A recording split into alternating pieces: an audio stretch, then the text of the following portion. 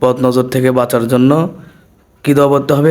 নবী করিম সাল্লাল্লাহু আলাইহি সাল্লাম তার নাতিদের দোয়া পড়ে দিতেন, উইযুকুমা বিকালিমাতিল্লাহি তাম্মাহ মিন কুল্লি শাইতানিন ওয়া হাম্মাহ ওয়া মিন কুল্লি আইনিল লাম্মাহ।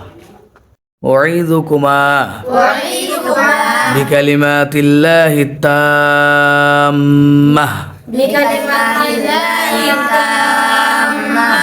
মিন কুল্লি শাইতানিন ওয়া হাম্মাহ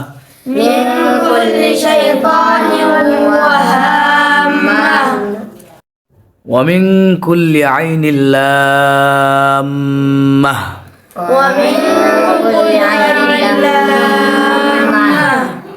আমি তোমাদেরকে আল্লাহর পূর্ণাঙ্গ বাণীর মাধ্যমে আশ্রয় দিচ্ছি প্রত্যেক শয়তান, বিষাক্ত প্রাণী এবং ক্ষতিকর নজর থেকে।